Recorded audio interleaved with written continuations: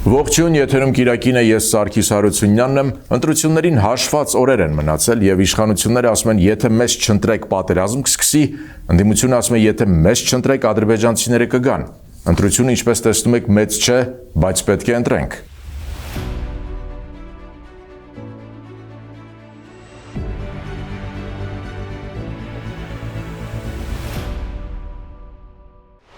Հյուրընկալել ենք հասարակագետ Վահրամ Թոքմաջյանին, բարև ձեզ, պարոն Թոքմաջյան, շնորհակալություն հրավերն ընդունելու համար։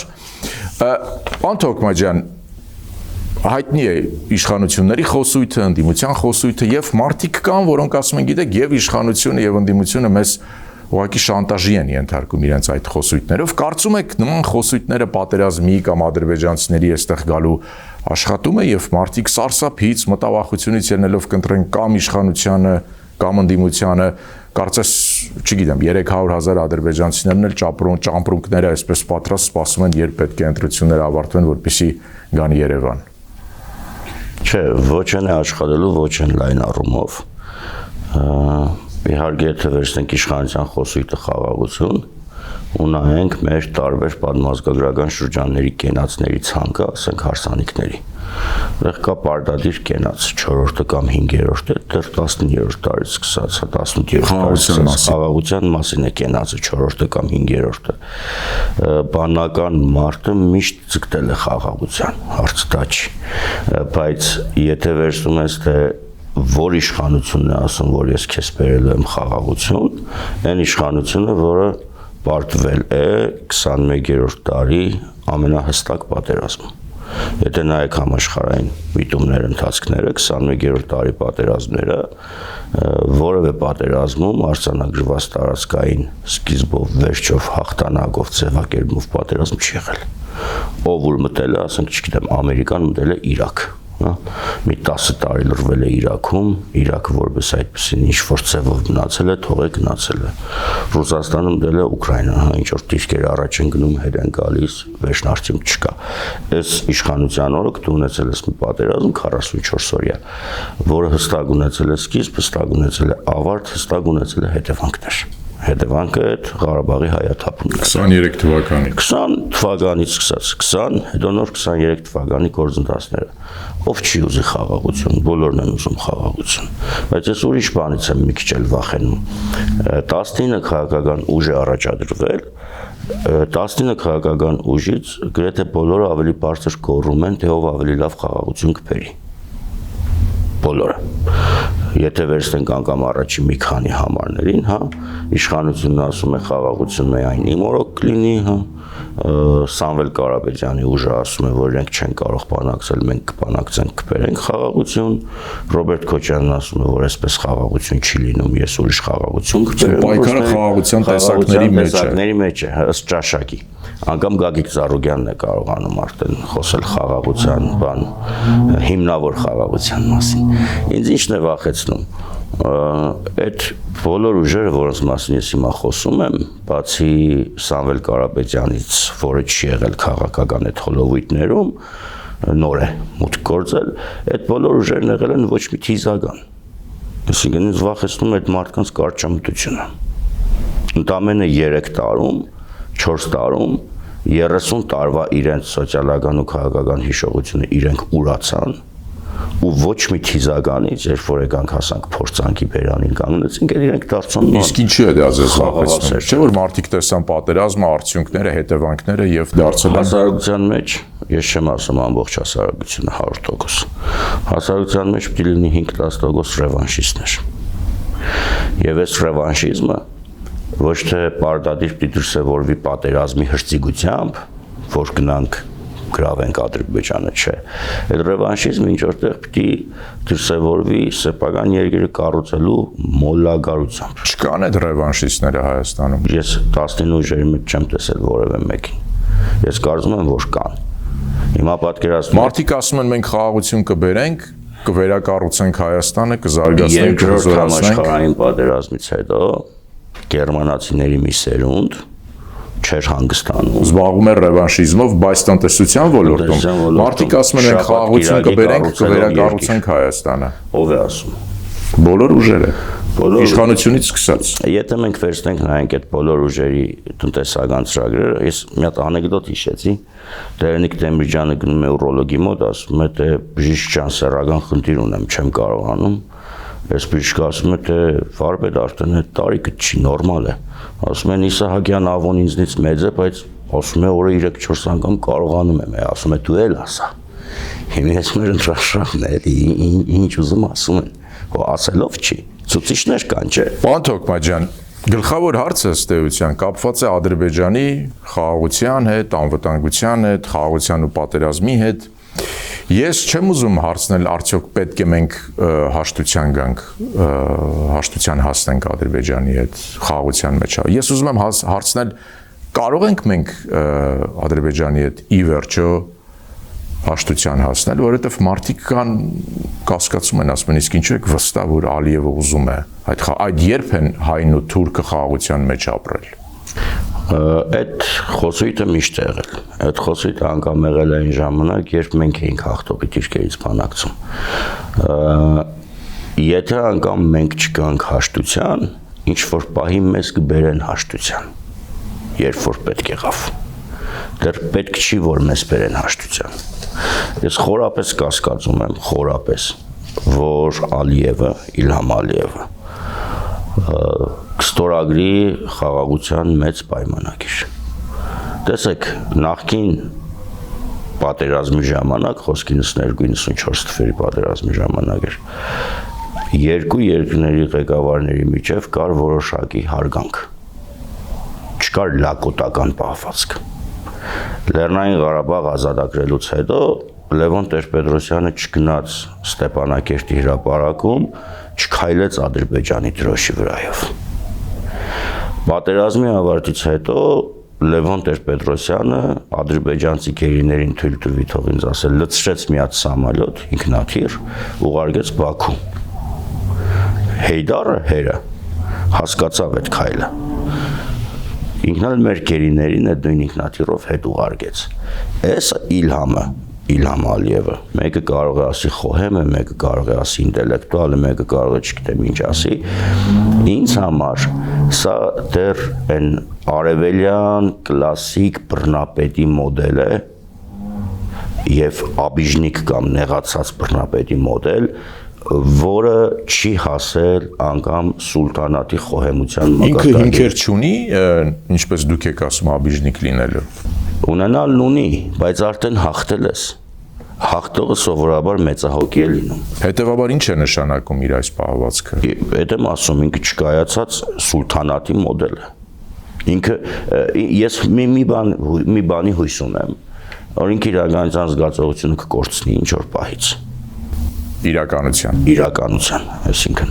եւ կպատժվի, բնականաբար ոչ մեր կողմից։ Մենք դեռևս չունենք այդ հնարավորությունը։ Իսկ մենք ինչ կստանանք դրա դիմաց։ Ընդամենը կստանանք մի բան, թեթև երաշխիքներ, որ մի օր չի արտանա ու չի որոշի, որ դեմարկացիան կամ դելիմիտացիան այս ձևով։ Այսինքն դուք ասում եք, որ մենք Ալիևի օրոք, Իլհամ Ալիևի օրոք չենք կարող խաղաղության հասնել Ադրբեջանի հետ, որովհետև մենք ու Ադրբեջանը ոչ, բայց մեզ կարող են ստիպել հասնել խաղաղության։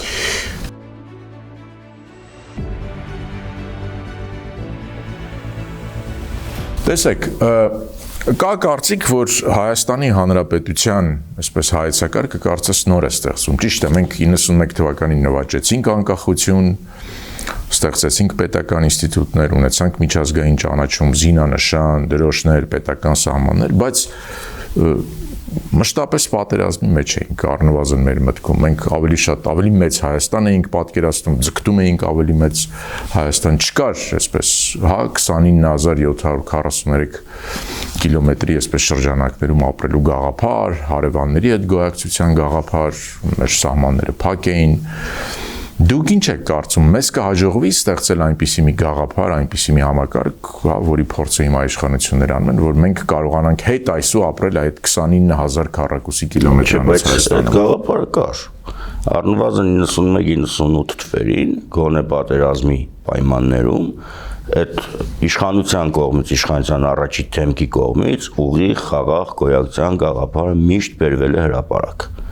եւ միշտ մերժումների արժանացել այն մարդկանց կողմից, որոնց մի մասը հիմա ընդդիմություն են, խոսքը Ռոբերտ Քոչարյանի եւ Սերժ Սարգսյանի մասին է,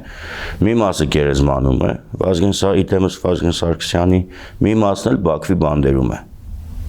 Իդեմս ցավոք, Բակո Սահակյան, Արկադի Ղուկասյան եւ այլն։ Այս վերջերս բան եղավ ինձ մոտ,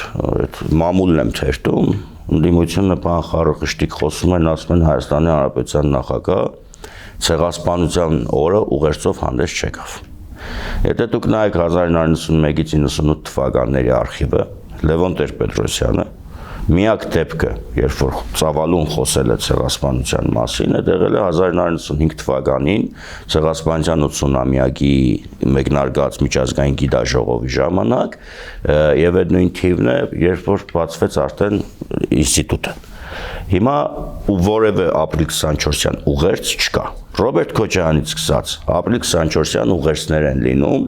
ու հիշում եք Ռոբերտ Քոչարյանի օրոք մեզ համոզում էին, գոնե Ռոբերտ Քոչարյանի մեդիա միջոցները, ներքինը հեչ,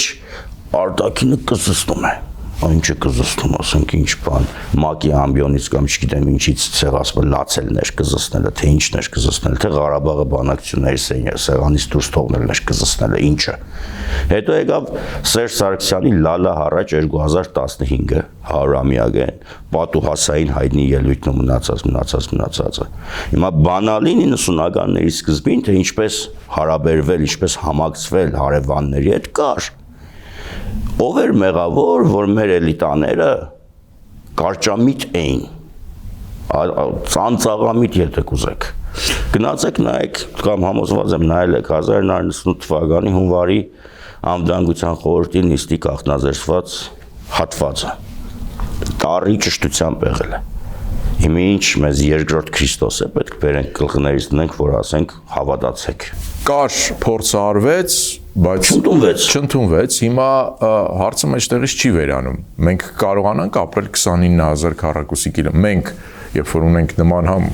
անցյալ, նման պատմություն։ Իհարկե կարողանանք, ինչի մասն է խոսքը։ Երազելը լավ բան է։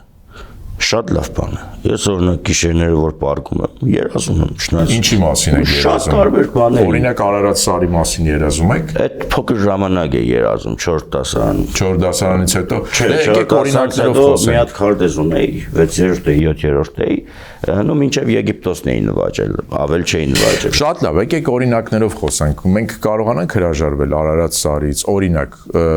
չգիտեմ, պատմության մեր դասագրքերում պետք է գրենք, որ Հայաստան ավելի մեծ է եղել, օրինակ պետք է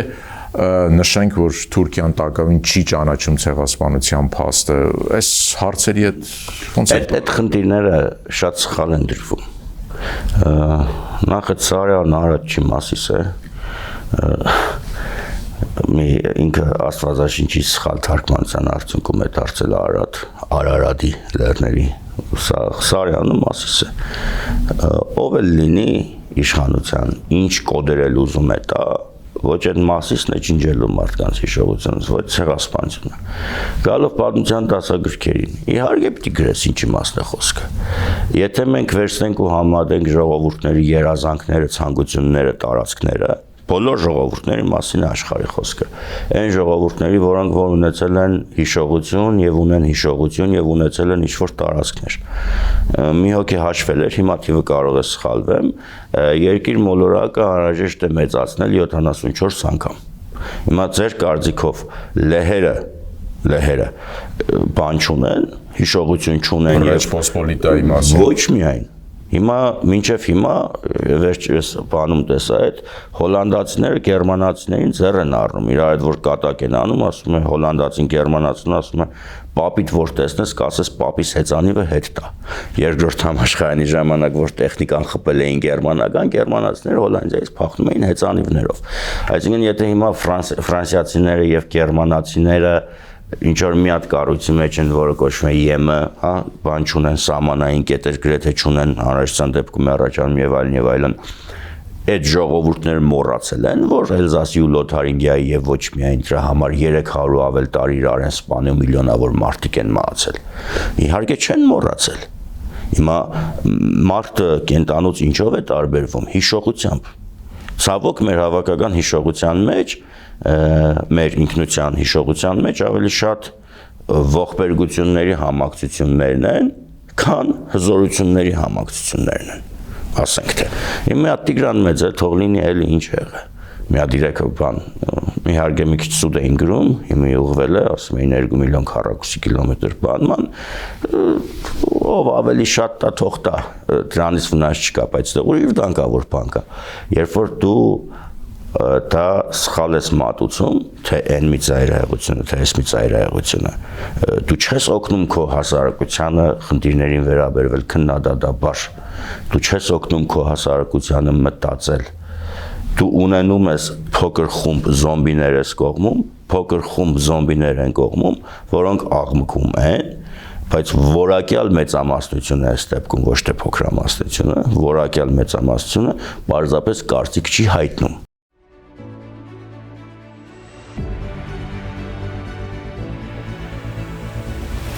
Հիմա վերադառնանք հայաստանյան քաղաքական զարգացումներին, տեսնենք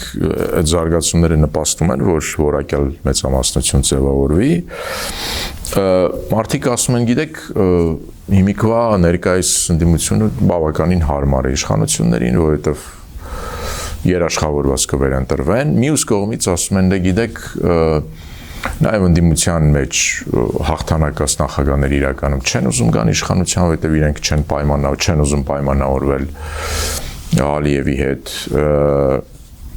Այս քաղաքական համակարգը ընդհանրապես ձեր կարծիքով համապատասխանում է Հայաստանի ներկայիս կարիքներին, համապատասխանում է մեր պահանջներին։ Չկա տպավորություն, որ կարծես բոլոր կողմերը պայմանավորված են եւ այդպես առաջ են շարժվում։ Հարգելի պարոն Հարությունյան, ես այդ մասին 5 տարի առաջ հոդվածում եմ գրած եւ վերնագրված է հենց այդ ձև։ Հայաստանում իշխանություն ոչ ոք չի ուզում։ Խոսքը վերաբերել է թե Լևոն Տեր-Պետրոսյանին, թե Ռոբերտ Քոչարյանին, թե Սերժ Սարգսյանին, եթե կուզեք ներկայիս երկրորդ համար Սամվել Կարապետյանին, եթե կուզեք Նիկոլ Փաշինյանին։ Ներկայիս քաղաքական հաբիտուսը իր բոլոր դրսևորումներով չի բավարարում Հայաստանի Հանրապետության կարիքները։ Սա նախ եւ առաջ վտանգավոր է իշխանության համար, որովհետեւ ցանկացած կայացած քաղաքական համակարգի երկրում իշխանությունը իդեմս ընդդիմության արտաքին վտանգներից խուսափելու համար պետք է ունենա հենման կետ։ Ցավոք, առաջատար ուժերում մենք չունենք հայաստանյան կամ հայամետ ընդդիմություն։ Սրա կլասիկան, Կներեք, բայց ձեզ ընդհատեմ, ընդդիմության մեջ են Հայաստանի բոլոր նախկին նախագահները։ Ինչպես կարող են նախագահները։ Խոսքը վերջին ռեյտինգավորմամբ առաջատար ուժերի մասին է։ Պաշտոնապես ֆորմալ առումով Սերժ Սարգսյանը առաջադրված չի որևէ ցուցակի առաջին համարում, Լևոն Տեր-Պետրոսյանը առաջադրված չի որևէ ցուցակի առաջին։ Ռոբերտ Քոչարյանը երբեք չի եղել Հայաստանակենտրոն, Ռոբերտ Քոչարյանը երբեք չի եղել Հայաստանի շահերով առաջնորդվող գործիչ եւ երբեք չի լինի։ Ես որ նայում եմ մեկ-մեկ չնայած ինձ սովորաբար ազատում եմ այդ տոքսիկությունից 20 րոպե նայելուց հետո ես կարող եմ առնվազն 30 սուտ առանձնացնել այդ մարդու խոսքում։ Տեսեք, երբ որ Նիկոլ Փաշինյանը իբր թե հունից դուրս է գալիս, ինչին խորապես կասկածում եմ, ու ինչ որ մի կնոջ վրա գորգրում է, կապ չունի այդ կինը ով է։ Նիկոլ Փաշինյանին ես կարող եմ քննադատել դրա համար, դուք կարող եք քննադատել դրա համար, Ռոբերտ Քոչարյանը չի կարող քննադատել դրա համար, որովհետև այդ նույն Ռոբերտ Քոչարյանի ուժայինները Լևոն Տեր-Պետրոսյանի միտինգին թռուցիկ իրազեկման արշավ իրականացնելու համար ձեր գոլեգա կանանց քացով գլխներին խփելով էին մտցնում գազել Աբովյան կոյրուն խաշմերուկների վրա։ Այ ինքը չի կարող խոսել, ինքը չպետք է խոսի, ինքը այդ իրավունքը չունի խոսելու։ Վերադառնալով ճոճանակներին, Սերժ Սարգսյանը ուներ Լևոն Տեր-Պետրոսյանի ընդդիմություն։ Սերժ Սարգսյանը վախեցավ օգտվել այդ ընդդիմությունից, ցավոք։ Ինքը կարող էր լուծել այդ հարցը Ղարաբաղի, ու մենք այս օրը չմնայինք։ Ինքը վախեցավ իր նեղ կլանային միջավայրից։ երբ որ մենք խոսում ենք Սերժ Սարգսյան, Ռոբերտ Քոչարյան, Լևոն Տեր-Պետրոսյանի թագամարտության փուլը, դեռ կար թե Հայաստանակենտրոն դիմություն եւ քիչ թե շատ Հայաստանակենտրոն իշխանություն կամ եթե կուզեք Հայամետ։ Դուք նկատի ունեք 2008-ից հետո 2008-ի հետ ընթացք է 2007, 8, 9 մինչև 15, հա։ Հիմա դա չկա։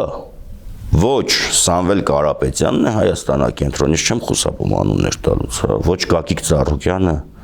ոչ Ռոբերտ Քոչարյանը։ Խոսքը տես առաջի 4 տեղի մասին եմ ես խոսում։ Հիմա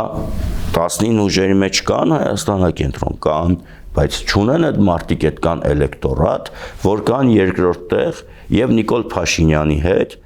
չգան այն պոլեմիկայի դաշտ, որտեղ մեկը հողատու է, մեկը թալանչի է։ Այլ բնույթ կրի այդ պոլեմիկան։ Այսա դեռևս չկա։ Եվ կոմֆորտի առումով բնականաբար ես էլ լինեի իշխանություն, եթե ուզենայի երկար ղեկավարել, Ռոբերտ Քոչարյանը շատ հարմար ընդդիմություն է, ինձ Սերժ Սարգսյանը շատ հարմար ընդդիմություն է, բայց ստեղից ուրիշ բան է սկսվում։ Ստեղից սկսվում է իշխանության վակումը։ Ես հիմա չեմ ուզենա դավադրությունների տեսությունով առաջնորդվեմ, բայց եթե հիշում եք 2007-ի ընտրությունները մեզանում դրանք շատ դինջ ընտրություններ էին։ Գնում էր փորձեր արվում գնալ անցնցում փոխանցում իշխանության, այսինքն Սերժ Սարգսյանը այլևս ՀԿ առաջնորդներից էր կամ առաջնորդներ Եվ հետո հայտնվեց Լևոն Տեր-Պետրոսյանը, հանգիստ Ռոբերտ Քոչարյանը իշխանությունը հանձներ Սերժ Սարգսյանին երկնակամարում ոչ մի խութ ամփ չէր երևում։ Հետո եղավ 2008 մարտի 1։ 2017-ին ՀԿ-ն մեծամասնություն վերցրեց, ոչ մի բան չէր խանգարում, որ Սերժ Սարգսյանը գնում է հաջորդ տարի եղավ։ Հաջորդ տարի եղավ, ինչ եղավ, հեղափոխություն։ Այդ կներեք վերջացնեմ միտքս այդ Նասիմ Թալեբի այդ Սև կարապ կոչվածը կամ այդ խաղերի տեսությունը միշտ կա։ Երբեք չգիտես որտեղից դա կհայտնվի։ Ձեր խոսքից կարող ենք հետևություն անել, որ քանի դեռ իշխանությունները, այսպես ասենք, հանդուրժում են նման ընդդիմությանը, սա ցուցիչ է, որ ներկայիս իշխանությունները ուզում են առնվազն երկար իշխել։ Ես Հայաստանում իշխանություն գիտեմ, որը չի ուզեցել երկար իշխի, բայց մյուս կողմից էլ չեմ պատկերացնում, թե այս լարված պայմաններում զուտ մարդկայնորեն, հա չեմ մարդու ի վերջո այս պատմության շարժիչ ուժը մարդու մոտիվացիան է, անհատի ամբիցիաներն են։ Ուզի թե չուզի իշխանությունը գնալու է լճացման, գնալու է ներքին փչացման, ստեղծվելու է վակումը։ Հիմա լավ կանի իշխանությունը, եթե այս պայից սկսած աճեցնի կոնե ինքը, եթե չի ձևավորվում դաշտում, աճեցնի արժանապատիվ ընդդիմություն։ Սա ոչ թե իշխանությանն է պետք, ոչ թե ինձ եւ ձեզ է պետք, սա պետք է Հայաստանի Հանրապետությանը։ Շնորհակալություն հարցազրույցի համար։ Ես եմ շնորհակալ։ Ես հիշեցնեմ, որ եթերում Կիրակին էր, ես Սարգիս Հարությունյանն եմ, կհանդիպենք։